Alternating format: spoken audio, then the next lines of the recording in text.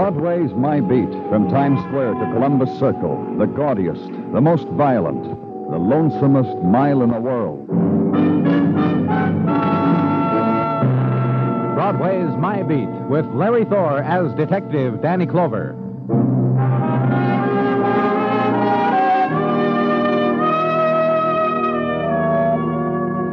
The winds of January begin their unraveling, and Broadway shivers in doorways, submits to the lingering cold touch of their passing without regret, huddling against it, turning her back to it. But the wilderness of steel and stone draped with glitter whispers on the darkness. And Broadway tries again, ventures out, digs down, finds the currency of nighttime, once more lays its bets against the dealers of night. Neon is the red and black is the shadows, and the numbers of rooms. 3 flights up, into the hall, where a smile waits, where a tear. It's spinning, kid. Make your play. This could be it.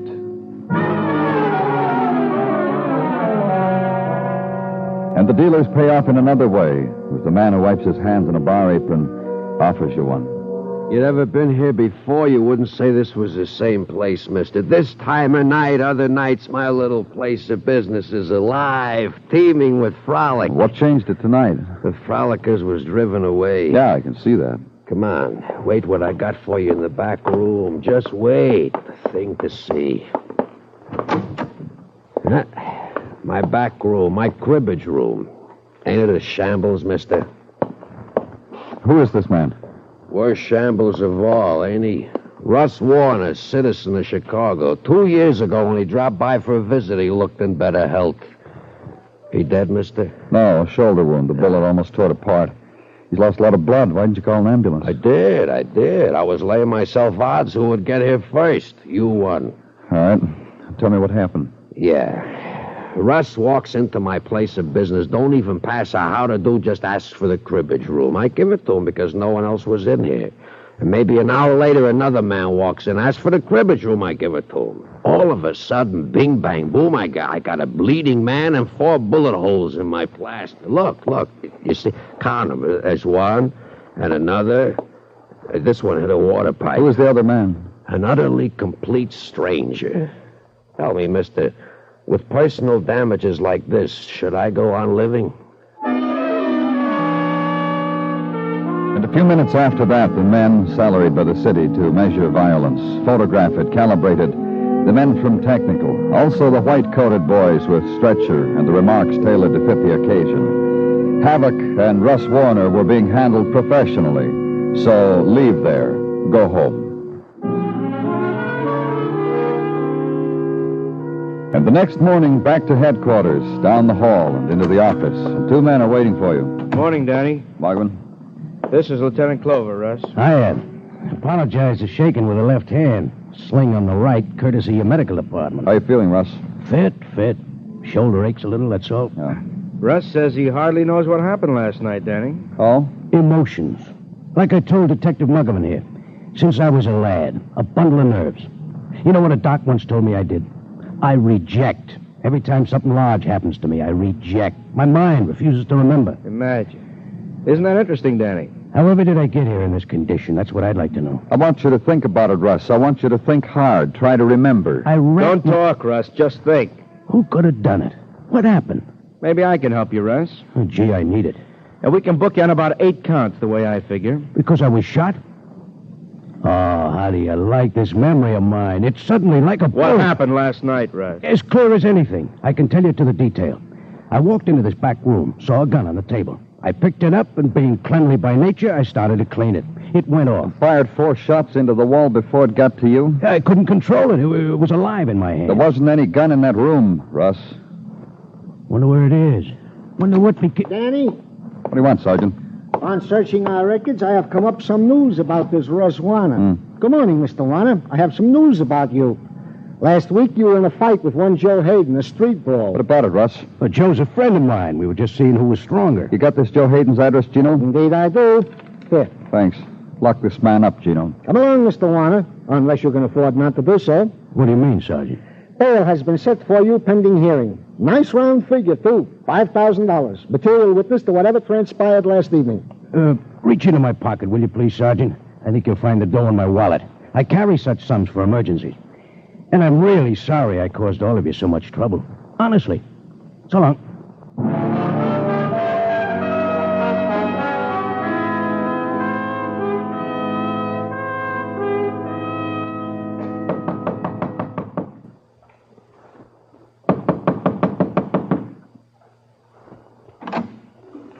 Only certain kinds of people knock like that.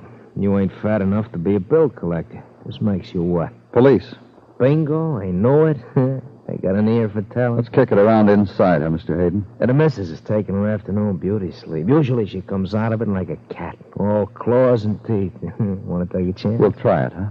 Brave man, brave man. Brightens the day when I meet men like you. Come on in.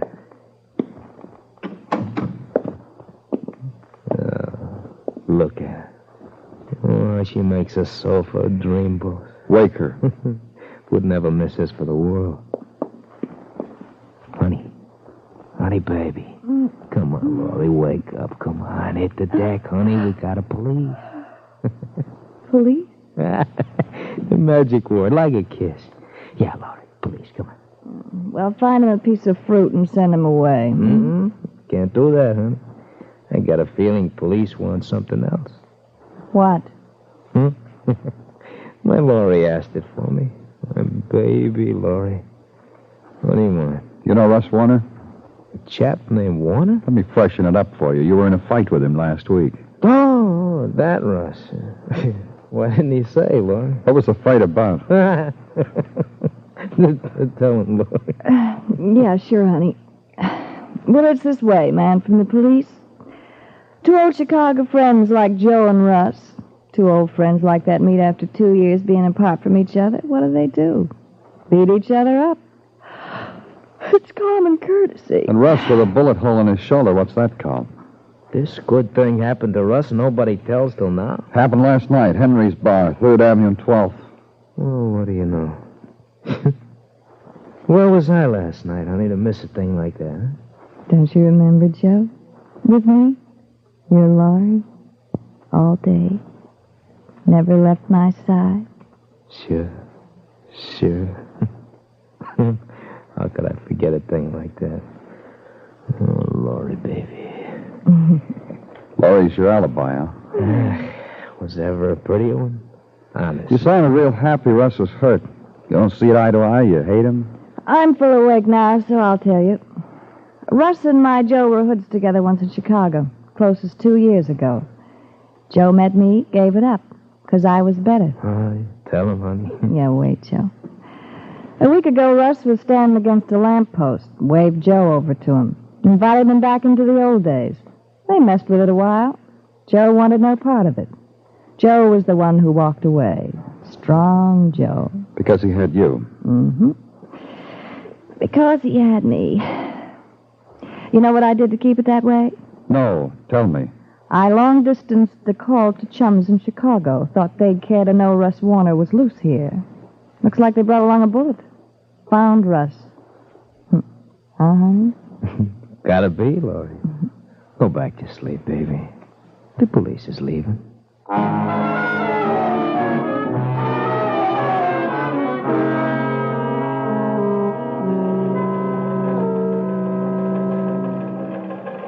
You mind letting me have one of those cigarettes, Lieutenant? Not at all. Here. Thank you. Light? Mm-hmm.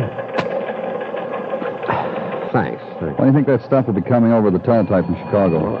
That's standby now. Here it comes. Russ Warner arrested for assault, 1935. Assault with deadly weapon, 1937. Assault with deadly weapon, 1940. Released all 3 counts for lack of evidence. Known associated with Martin... What's the trouble? I don't know what the trouble is, Lieutenant. They just stopped sending. You fellas play games with each other like this? That's probably Officer Westfall in Chicago. He gets in front of a teletype machine, tries to make a drama out of it. Here it goes. Known associated with Martin Cato, suspected policy rackets. Well, that isn't a whole lot. No, wait a minute. No arrests listed for Joe Hayden of Chicago. You know, Martin Cato, left Chicago 4 days ago for New York City via 1952 red convertible, Illinois license number Y1647. Suggest you check whereabouts in your city. That's Westfall, all right. He suggests we check. Someday when you have time, Lieutenant, I'll show you some of the things he sent over the telephone. Thanks, officer. I don't have the time. So another name had intruded itself. Martin Cato. A name with a familiar sound. A name bandied about at crime investigations, on reform platforms, and smilingly on the lips of citizens who like to bet a buck against destiny. Martin Cato was in New York. Find him. Find out why. Find out why he was suddenly no longer in Chicago, but in the rough vicinity of a shooting the night before. He was easy to find. A red convertible, a big grinning man whose face had been in the newspapers often enough to be recognized anywhere. And a policeman spots him going into the Heath Hotel on Madison. Go there. Be told Mr. Cato has taken a suite on the 9th floor, so ride 9 flights up for a visit.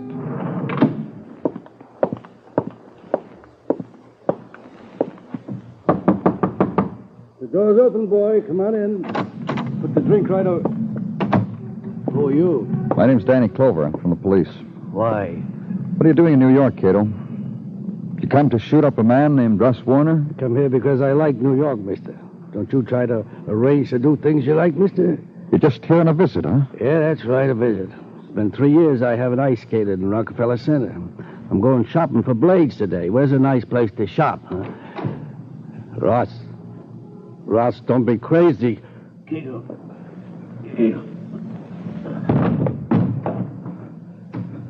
Russ, can you hear me? What's he got under his coat? A gun? It looked like he was... Not a gun, Cato. For a hurt. Russ Warner's dead. Murdered.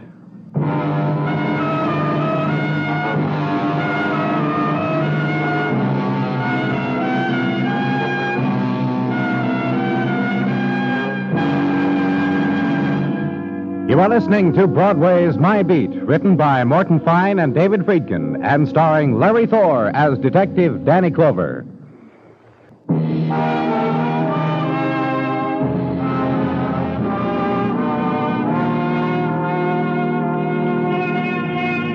When it's winter and the chill wind puffs down from the river, Broadway is a place of regret. The new dreams made for the new year show their first fraying.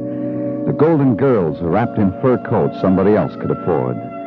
It's the time of the galoche, the noisy radiator, and the cold linoleum on the bare feet. The mornings are filled with the numbing hours and dead cigarettes in the bottom of paper cups. It's January, snow time, wool muffler time, the time to be on speaking terms with relatives in Miami Beach. And it was a winter's room where I was, chilled by the touch of a man newly dead, a man named Russ Warner. And standing over him, another, a resident of Chicago, newly arrived, the big man in the handsome clothes, the hoodlum, called Cato, called Martin Cato. One thing you had to be sure of, mister. Twist it any way you like. I didn't kill Russ. Oh? You were right here when he walked in. You know as much about it as I do. No, I don't. What have you been doing all day, Cato? Sleeping. All day, huh? I'm noted for it. I'm going to tell you something. Unless you show me how I'm wrong, I'm booking you for suspicion of murder. You think you can make it stick? I didn't say that. I said I'm going to book you for suspicion. And I'm going to tell you what I suspect. That you shot Russ a little while ago and left him for dead, only he didn't die. He came up here to get you, Cato. Is he wearing a gun? I'll see. Yeah, he is. That makes it pretty tough for me, huh? I don't know how tough it makes it, Cato. Look, I don't want to repeat myself. It's that thing about suspicion of murder all over again. Yeah. You want to hear a story? That's up to you. Russ worked for me in Chicago. Ran errands for me. That's a pretty thrilling story. Wait a minute, will you? Let me tell you about it. Hurry up. I sent Russ on an errand for me to buy something worth $100,000. To buy what? A yacht, maybe. I don't remember.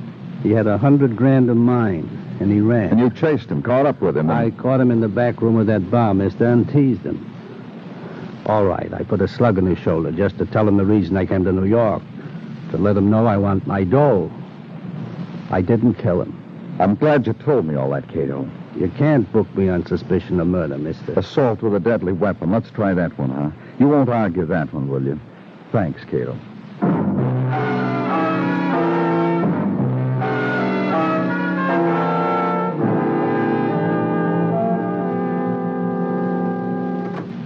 Shrimp boats is a-comin', they're comin' tonight.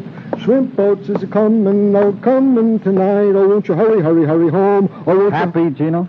No question. Hurry, hurry, hurry home. Hurry, hurry home. Isaba, Isaba. What makes you so happy?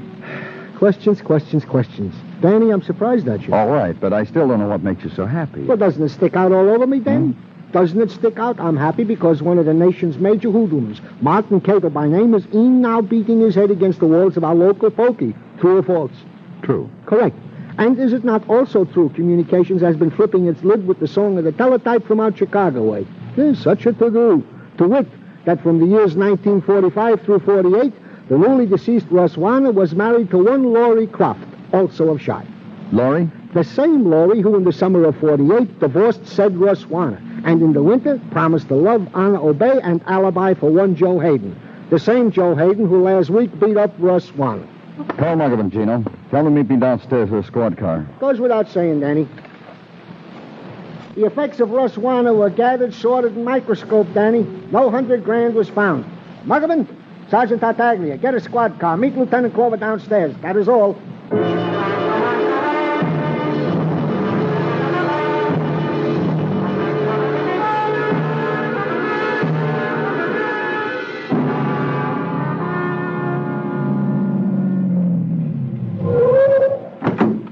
Wait here, Muggavan. Okay. You sure you know Don't worry about it. If I need you, I'll be the first to let you know.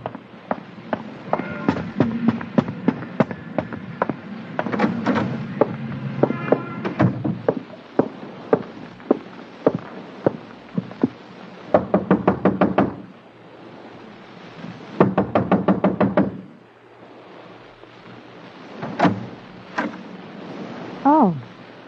Don't I remember you from out of some deep sleep? Sure you do. I want Joe, Mrs. Hayden. Doesn't everybody? Is he in there? If he was, I'd go to a head shrinker, have my head bumps examined for recurrent dreams about a man who isn't there. I'll take a look. I'll let you do that even if you don't tickle my nose with a warrant. I'll make myself thin so you can pass through the door without us touching. Thanks. Oh, you did. Am I surprised? 2 rooms. Make it 2.5. Help yourself.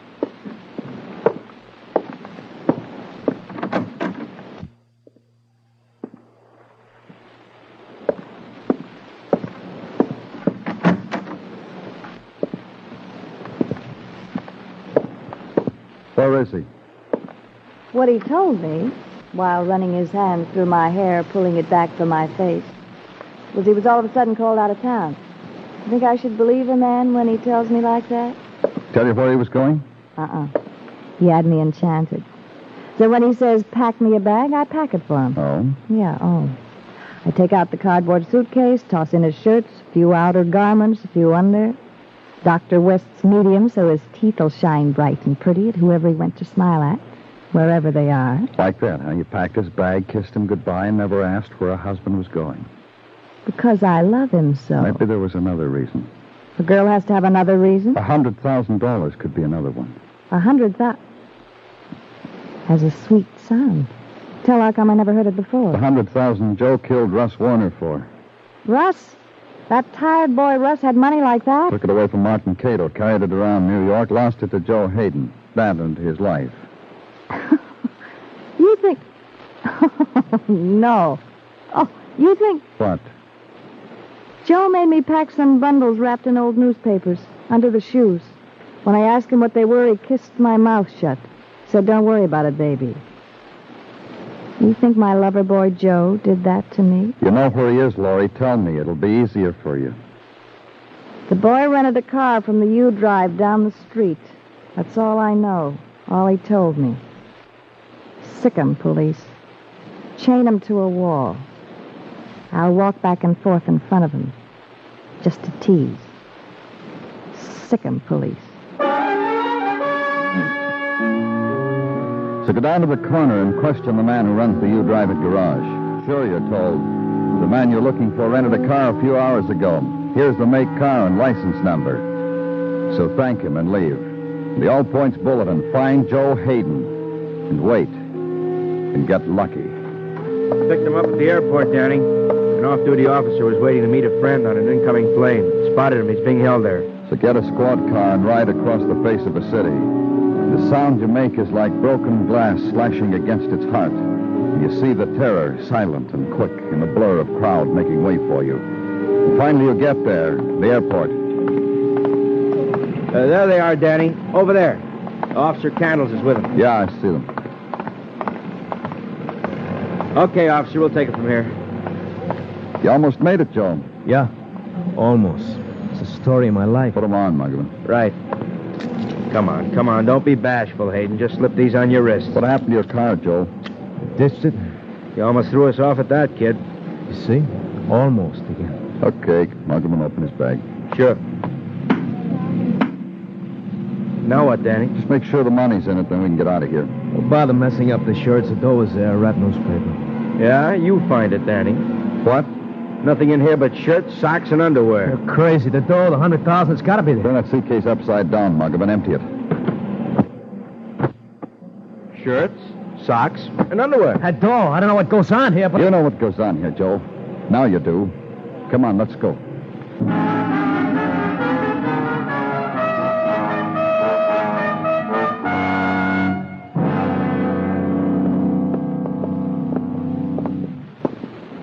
Home sweet home. Let's make a big surprise. The keys in my coat pocket. Now I'll get it.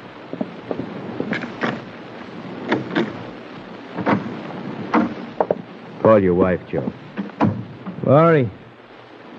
Laurie, honey bun. Laurie, sweet.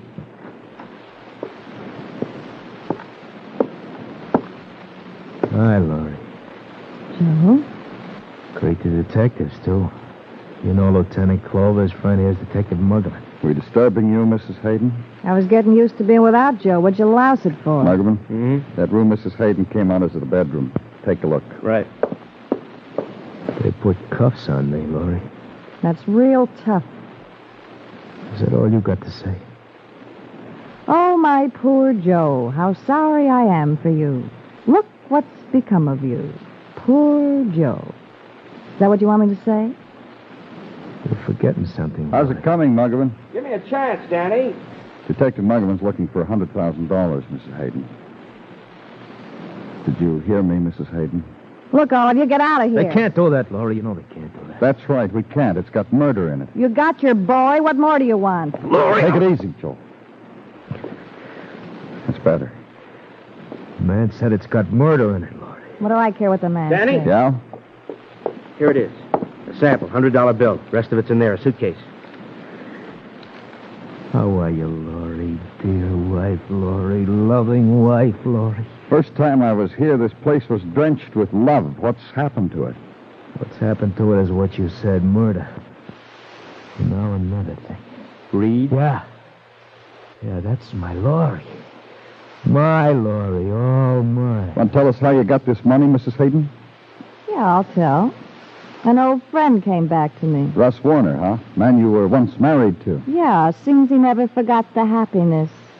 He remembered how he missed a few allowances when we were man and wife, and he thought he'd make it up. The consideration of the man. So you knew all about the $100,000. The last time I was here, you were surprised when I mentioned it. All that money makes me coy with strangers. Cut it out, Laurie. Listen to him.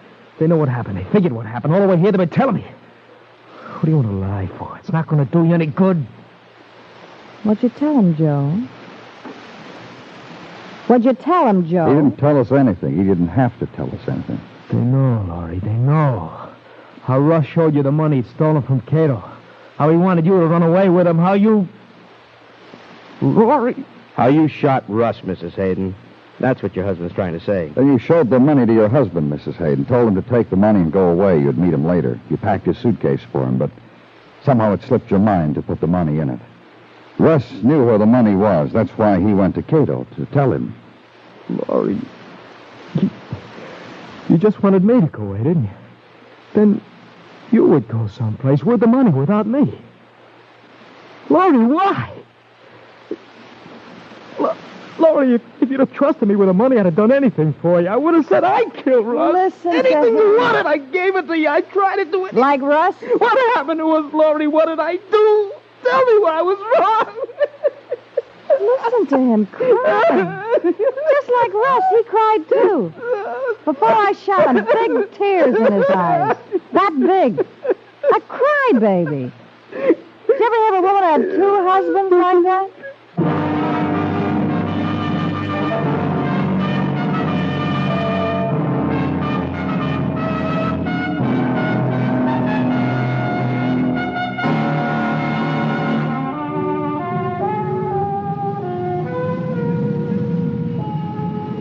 It's a street of sounds, this Broadway.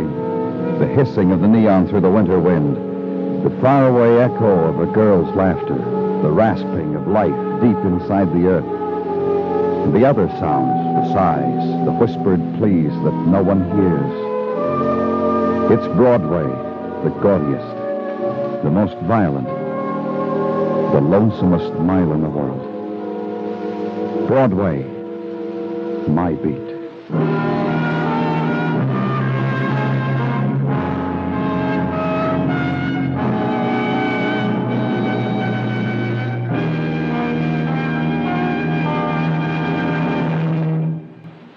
Broadway's My Beat stars Larry Thor as Detective Danny Clover, with Charles Calvert as Tartaglia and Jack Crucian as Muggavan. The program was produced and directed by Elliott Lewis, with musical score composed and conducted by Alexander Courage. In tonight's story, Mary Jane Croft was heard as Laurie Hayden and Anthony Barrett as Joe Hayden. Featured in the cast were Jack Moyles, Hal March, and Herb Butterfield.